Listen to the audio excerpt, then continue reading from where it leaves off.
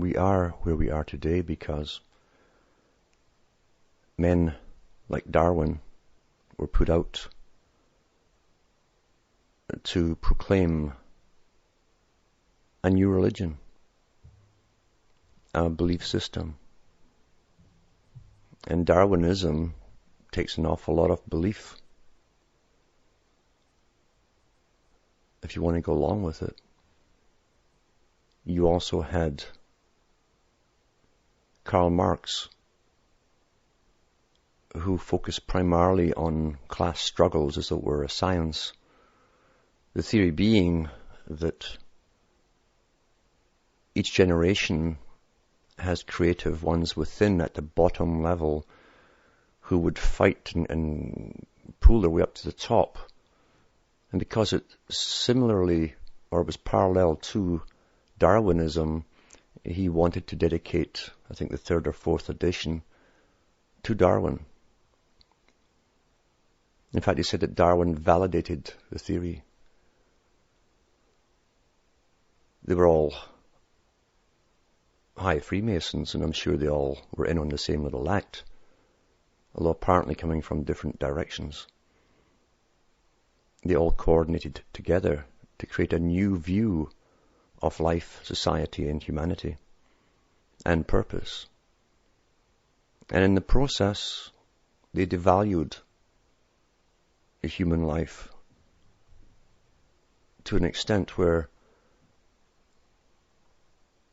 once you have devalued it down to an animal's level, and since you don't have much regard for animals in the first place, those who are taught the sciences believe they can do with the human material that which they wish. And we have been living through that where, I think beginning after World War II, it was standard procedure to whip out tonsils and adenoids before the age of 5, and pretty well all British school children or children, on the basis that these were appendages left over, sort of vestiges from a previous time, and you don't need them anymore, and yet these were part of your immune system. You think that's an accident. And I've no doubt most doctors at the time and surgeons really believed their own indoctrination. That's the scary part about belief systems. How easy it is once it's on the go to train people to implement the next part of your belief system, which must follow by using that logic based on the belief system. We've seen Nietzsche. We've seen all of the people, including the founders of the Fabian Society, write about man and Superman and how they would alter humanity and take the creme de la creme and push them into the stature of gods, basically. But along with that comes the other side of the coin. As Bertrand Russell says, what do you do with the useless eaters? The ones who have no function, the ones who haven't evolved enough, fast enough. And we know that those who are trained to believe in this belief system will go the next step. It's logical for them to do so. We've had the eugenicists wreak havoc in the 20th century through the extermination of so-called inferior species. And it wasn't just happening in Germany. It was happening throughout the United States, with the great foundations backing them and sterilizing the unfit, as they deemed them.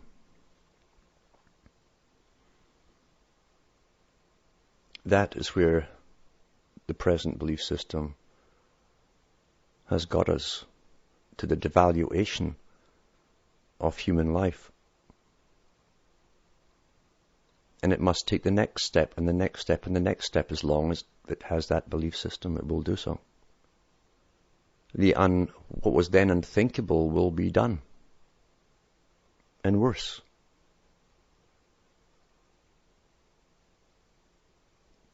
the sad part is many people at the bottom who will be the recipients of the techniques to be used also have been trained to believe in it. And I've heard ordinary people talk about, oh, there's too many people in the world. And some of those third world countries, my God, how they breed. And yada yada, it goes on and on. None of these systems could survive and work without individual cooperation and the acquiescence of the majority by their silence and sometimes even their applause. They used to say that what goes around comes around, and it does. Because what you allow to be done to others will ultimately come round to your door. And how do you personally, eugenically measure up?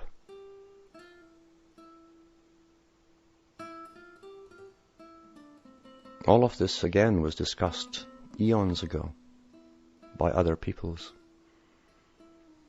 And from them came out different schools of thought. You had the cynics in Greece who realized that all forms of institutionalized religion were simply control mechanisms to keep a few in power and their offspring for as long as they could hold on to it. You had the Stoics who tried to use rationality for everything and cut out the emotion.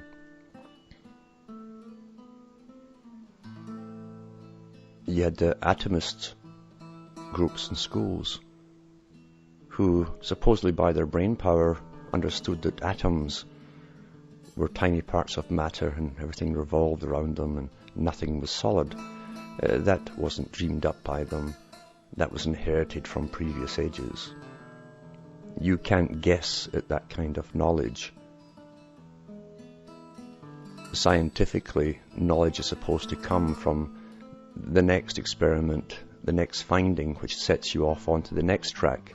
You can't jump whole massive areas of science and come down with the idea of atoms in ancient Greece.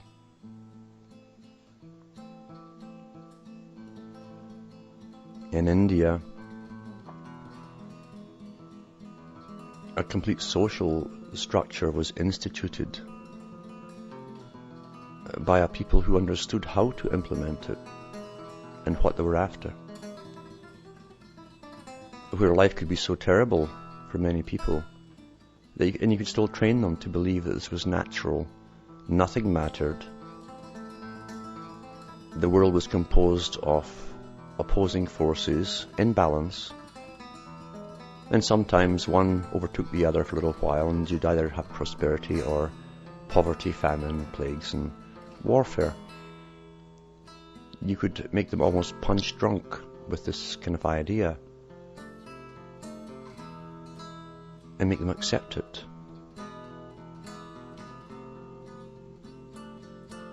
The Chinese philosophy, the yin and yang, was the same idea.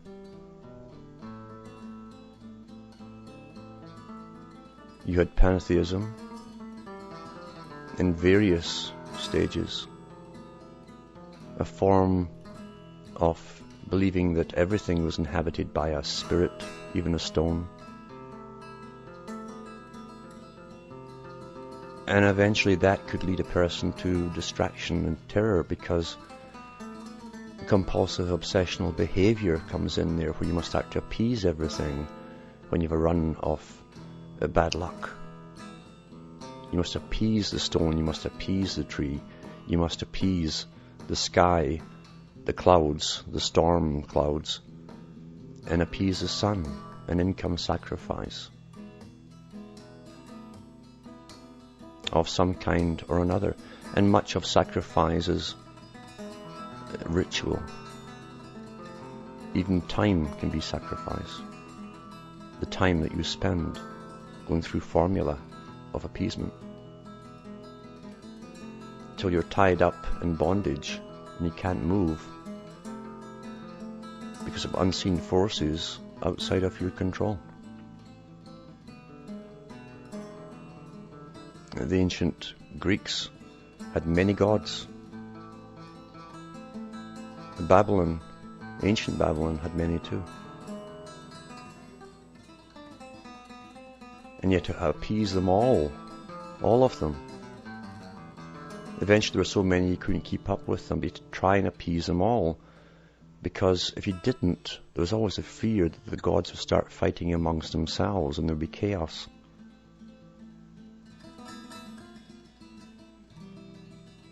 You find eventually that most religions are simple projections from the individual personality or the group personality outwards until they personify their own faults and fears and apprehensions in something they try and make tangible and outside of themselves. They used to say that if there was no devil, they'd have to invent them, because the alternative would be that you'd have to look into yourself and admit that you had the abilities to do all those things you could stone others to death for.